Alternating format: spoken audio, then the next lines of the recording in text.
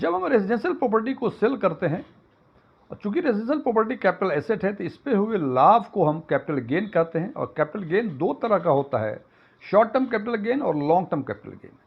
कौन सा gain short term है, कौन सा गेन लॉन्ग टर्म है, ये इस बात पे डिपेंड करता है कि रेजिडेंशियल प्रॉपर्टी जो आपने सेल की है उसकी होल्डिंग पीरियड क्या है। होल्डिंग पीरियड मीन्स कब वो प्रॉपर्टी खरीदी गई थी और कब बेची गई है, ये पीरियड जो है होल्डिंग पीरियड कहलाती है। और यदि होल्डिंग पीरियड 24 महीने से कम है तो उस पर हुए गेन को हम शॉर्ट टर्म कैपिटल गेन कहते हैं।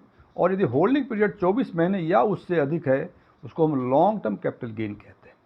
आज के वीडियो में हम चर्चा करेंगे कि रेजिडेंशियल प्रॉपर्टी को सेल करने के बाद जब हमें लॉन्ग टर्म कैपिटल गेन होता है तो उस लॉन्ग टर्म कैपिटल गेन पे लगने वाले टैक्स को हम जीरो कैसे कर सकते हैं। और सबसे बड़ी बात, उस कैपिटल गेन पे लगने वाले टैक्स को जीरो करने के बाद किन किन सावधानियों का हमें ख्याल रखना पड़ेगा ताकि हमें कोई नुकसान ना हो।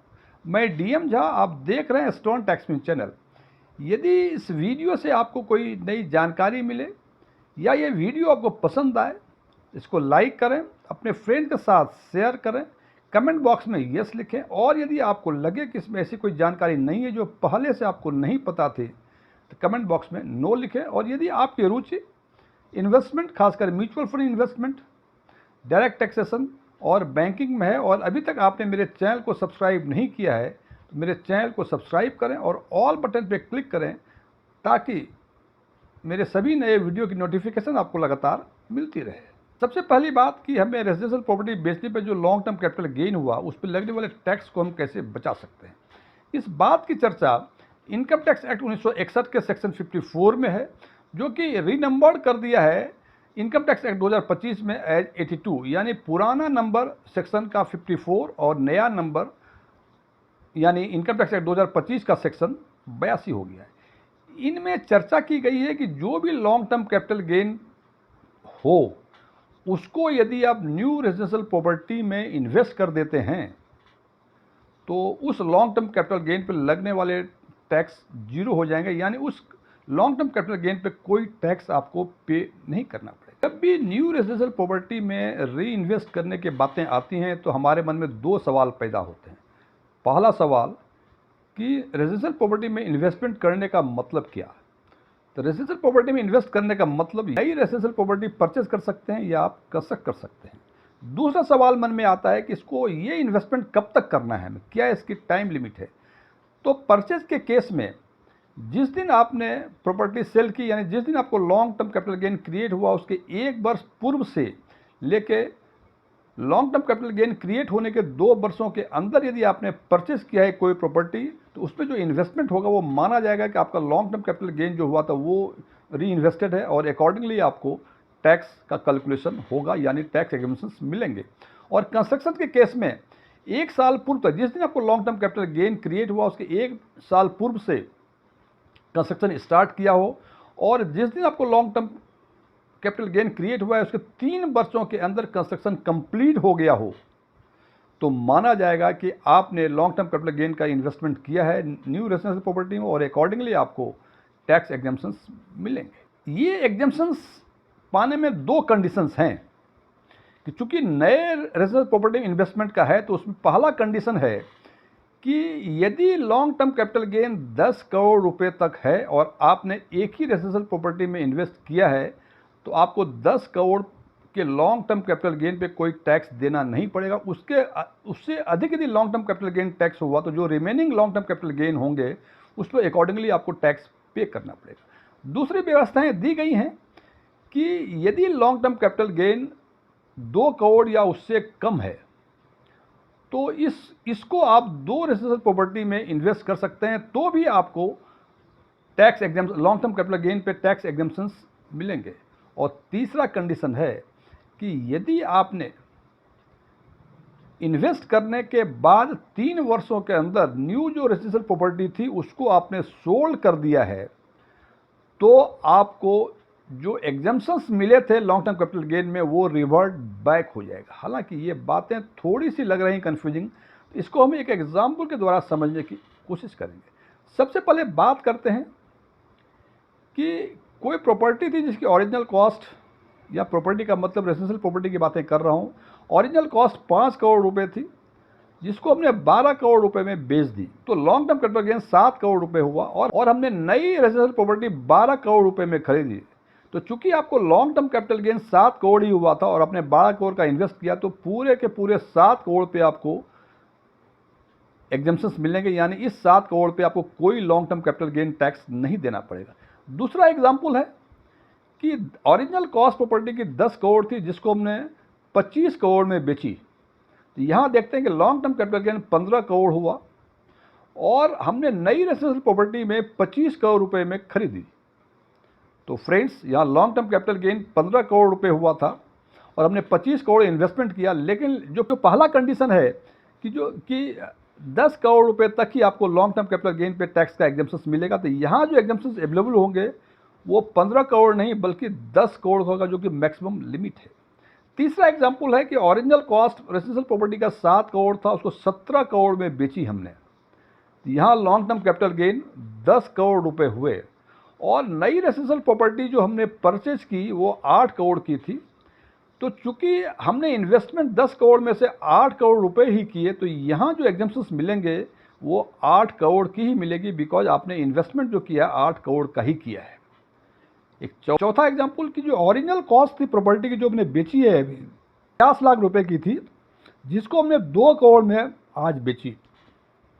तो में long term capital gain 1 crore 50 lakh रुपए हुए और न्यू रेजिडेंशियल प्रॉपर्टी में हमने इन्वेस्ट किया, जो इन्वेस्टेड अमाउंट 3 करोड़ रुपए थी।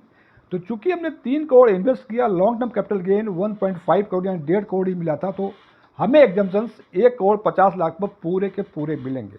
ये तो जनाब जिस भी फाइनेंशियल ईयर में ये हुआ है आपको कोई टैक्स नहीं देना पड़ेगा, ये तो तय हो गया। पहले जो 3 एग्जाम्पल थे जिसमें कि long term capital gain 7 crore 15 crore 10 crore रुपए मिले थे, इन तीनों ही केस में आपको जो भी इन्वेस्टमेंट किया है सिंगल रेजिडेंशियल प्रॉपर्टी में इन्वेस्ट कर सकते हैं। 2 में करेंगे तो आपको हाईएस्ट वाला जो सिंगल रेजिडेंशियल प्रॉपर्टी में जितना इन्वेस्टमेंट होगा उसी पर आपको कैपिटल गेन का एग्जम्पशन मिलेगा। बिकॉज जैसे बताया हमने कि 10 करोड़ तक आपको एग्जम्पशन तभी मिलेंगे जब आपको एक ही रेजिडेंशियल प्रॉपर्टी में इन्वेस्ट करेंगे।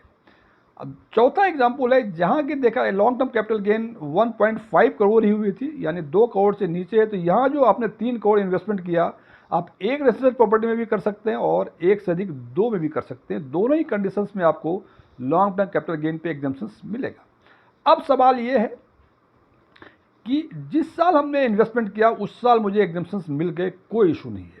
अब तीसरा कंडीशन था कि यदि इसको 3 वर्षों के अंदर आपने सेल कर दिया तो जो भी आपको एग्जम्पशंस मिले थे वो रिवर्ट बैक हो जाएगा। रिवर्ट बैक होना बोलना बहुत आसान है, लेकिन हम चाहते हैं कि इसको एक कैलकुलेशन के द्वारा समझाने की कोशिश करें जो कि आपका फंडामेंटल कंसेप्ट क्लियर हो जाए।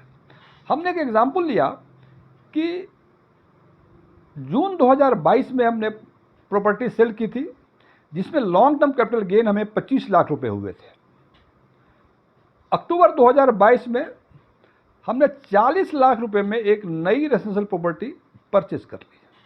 तो चूंकि long term capital gain 25 lakh था और हमने इन्वेस्टमेंट किया 40 लाख, तो हमें 25 लाख पे कोई टैक्स देना नहीं पड़ेगा, कहानी खत्म हो गई। लेकिन 2.5 वर्षों के बाद जो 40 लाख में प्रॉपर्टी खरीदी थी उसका मार्केट रेट बढ़ के 80 लाख रुपए हो गया। तो हमें लालच आ गया कि 3 साल में ही 3 साल में यदि 40 लाख का दोगुना पैसा हो जाता है तो इसको क्यों नहीं बेच दिया जाए। तो हमने उस प्रॉपर्टी को जून 2025 में 80 लाख रुपए में बेच दिया। क्योंकि ये जो हमने सेल किया है इसका इन्वेस्टमेंट 3 साल के अंदर ही हुआ था, तो मतलब 3 साल के अंदर ही सेल कर दिया है। तो प्रोविजंस के हिसाब से जो भी हमको पहले लॉन्ग टर्म कैपिटल गेन पे जो एग्जम्पशंस मिले था वो रिवर्ट बैक होगा। अब सवाल है ये रिवर्ट बैक कैसे होगा, इसको फर्दर क्लैरिफाई करते हैं कि चूंकि जून 2025 में हमने बेचा 80 लाख रुपए में, यानी फाइनेंशियल ईयर 25-26 के केस में कैपिटल गेन कैलकुलेट होगा।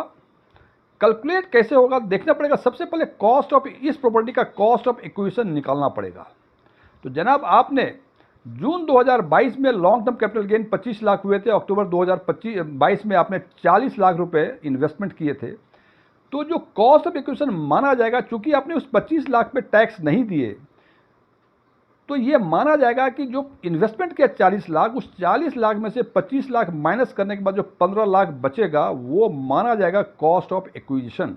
यानी ये प्रॉपर्टी जो 80 लाख में आपने बेची, उसका कॉस्ट ऑफ एक्विजिशन कैलकुलेट होगा तो 15 लाख रुपए होगा। बिकॉज जैसे बताया कि जो एग्जाम्पशंस मिले थे उसको रिवर्ट बैक किया जाएगा, तो यहाँ देखा 25 लाख पे जो मिले थे उसको रिवर्ट बैक कर दिया हमने, तो 15 लाख कॉस्ट ऑफ एक्विजिशन, और इसको सेल किया आपने 80 लाख रुपए में से। इसका मतलब लॉन्ग टर्म कैपिटल गेन जो हुआ वो 65 लाख रुपए हुआ, और इस 65 लाख रुपए पर आपको applicable long term capital gain tax पे करना पड़ेगा।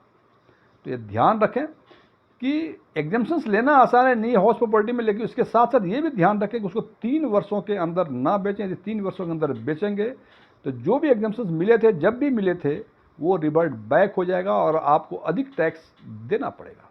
फ्रेंड्स, ये वीडियो क्लोज करने के पहले मैं कुछ डिस्क्लेमर दे दूं कि मैं कोई टैक्स कंसल्टेंट नहीं हूं, मैं कोई सीए नहीं हूं, मेरे कोई ऑनलाइन या ऑफलाइन टैक्सेशन पे कोई क्लास नहीं चला करते हैं।